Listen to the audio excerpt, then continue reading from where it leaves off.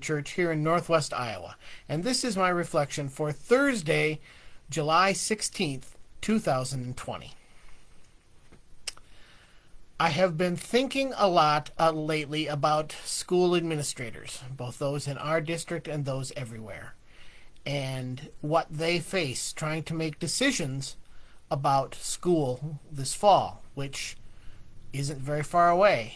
The normal Iowa start time is just over a month from now for most districts. They are in an impossible situation. Everybody wants something different from them. And they have, I hope, the best interests of the children in their district in mind, but everyone expects something different. Parents who had their own work schedules shot to smithereens by having to stay home and supervise their young children's schooling online want kids back in school, except that they don't want kids back in school in a way that will allow them or their teachers to catch the coronavirus. The economy, we are told, will not fully recover until kids are back at school and parents are fully back at work. And yet, if even the small percentage of students and teachers that they say catch coronavirus and die, that will screw up the economy just as well, not to mention screwing up schooling. It's the same sort of situation for school administrators as pastors are facing in terms of regathering in our sanctuaries, except that the school administrators have more constraints and fewer options and more people to worry about. And so what do you do when you know you cannot meet everyone's expectations because some of those expectations directly conflict with each other? There's a saying that I first heard from writer Anne Lamott, but she quoted it as a long-standing saying, that expectations are resentments under construction. And the first time I heard that phrase, it blew me away because it is so true. So many times that I have gone into something with expectations and they were not met, and I was frustrated afterwards. And I began to think again about this in regards to our current national situation. And it's always true that there are conflicting expectations out there around almost any issue that you can name. But somehow those conflicting expectations seem to loom larger right now. They seem to be provoking even more conflict than usual. And they seem to be weighted around literal life or death decisions. And so what do you do? How do you, as a decision maker, work in a situation of conflicting expectations, knowing that someone is going to be upset with you, no matter what you do?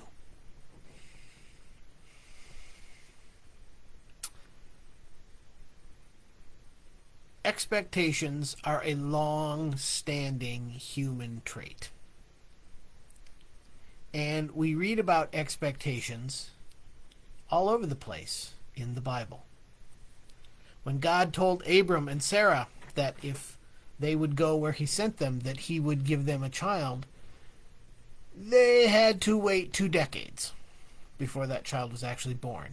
They had the constant expectation that Sarah, or Sarai, until she actually became pregnant, would become pregnant. And even though it seemed physically impossible, and yet so much time passed that when the 3 visitors told them that within a year she would have a son, she just laughed. It's like, yeah, right, we were told that 20 years ago, and I'm now 20 years older, and it couldn't happen then. How's it going to happen now? And yet it did. In Jesus' time, the people were expecting a Messiah. Actually, there were different expectations of the Messiah. Some expected the Messiah to be a political leader who would come in, kick out the Romans, reestablish the nation of Israel in the kingship of David, and Israel would become a beacon to the world as God had promised, and all nations would look to Israel to know God. Some people expected that Jesus would come in and kick out the corrupt high priests and the temple and take over the religion of the country, that Jesus would be the new high priest. Some expected a military leader so that not only would Israel rise to prominence among nations as it was, but that it would expand and grow larger. And none of these expectations were met in the way people thought they would be met.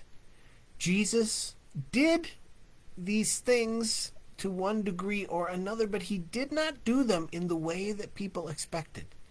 They expected a man of earthly power and might to come in and establish earthly strength. And Jesus came disdaining earthly power and might,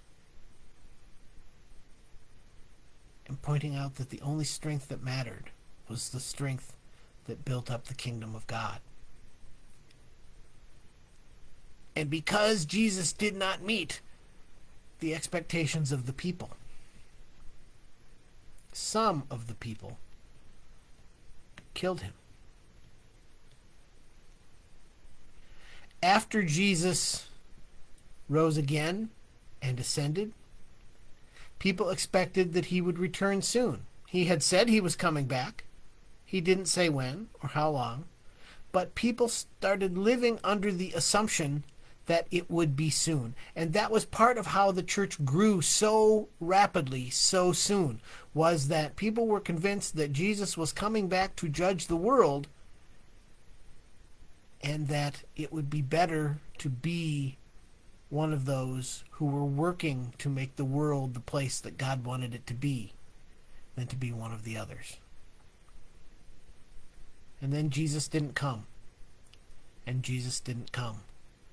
And some of those first Christians began to die. And people started wondering, when is Jesus coming back? How will we know? What should we do?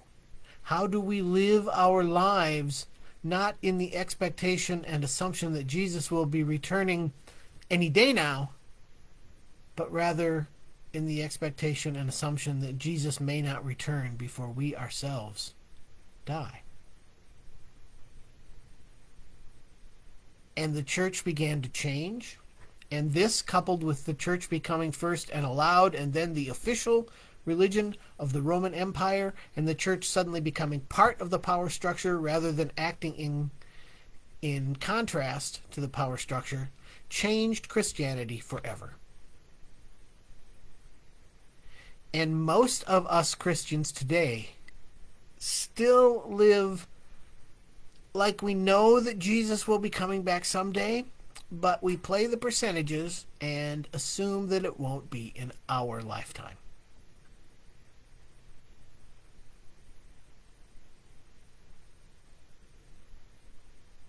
Unmet expectations can change your life.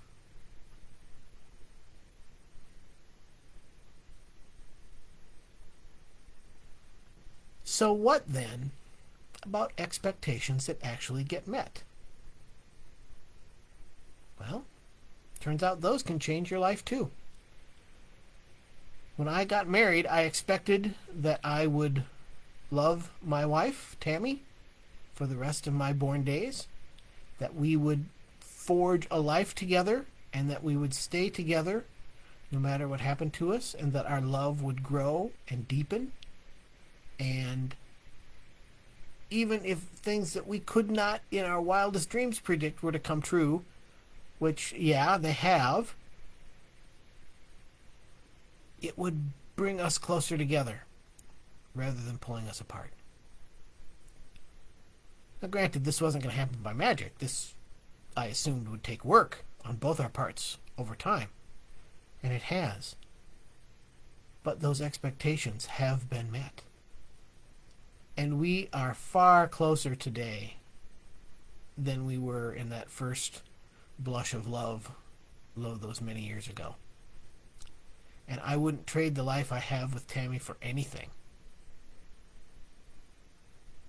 And that met expectation has changed my life because it reordered my priorities to work to bring it to pass, to shift the way I looked at how I lived my life and what was most important in my life.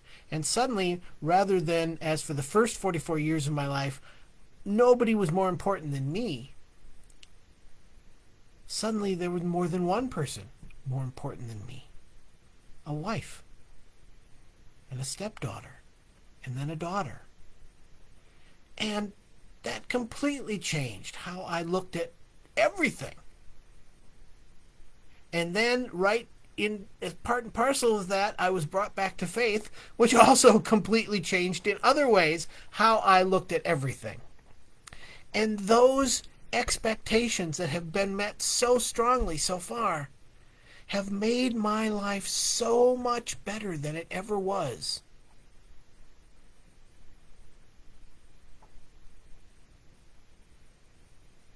Which seems in direct contrast to the idea that expectations are resentments under construction. So maybe, even though I've had many things in my life that have fulfilled that, have shown the truth of that phrase, maybe it depends on the kind of expectations that you have. Maybe if you are expecting personal reward and personal fulfillment, personal gratification, then yes, expectations are often resentments under construction. But maybe if you are expecting to put in some work to build or achieve something better, something that you could not necessarily achieve on your own, even with the same amount of work, maybe, just maybe, those expectations will lead to something life-changing that is more grand and glorious than you could have ever realized. And that, I think, is our call as Christians, is to stop expecting that Jesus will come today or tomorrow or next week and live into building up the kingdom of God.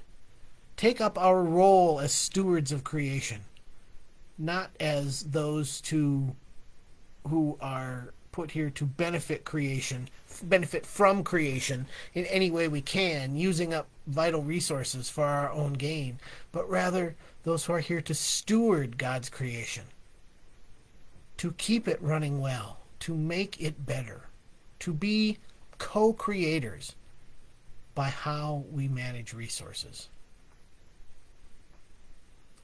And maybe the expectation that if we love one another as we love ourselves, or even better than we love ourselves, society will turn and things will be better. Maybe that expectation will be fulfilled as well. I don't know what your expectations are of God or of the world, but it seems to me that, like so many other things, if our expectations are focused outwardly rather than inwardly, then they are much more likely to A, come true, and B, be beneficial.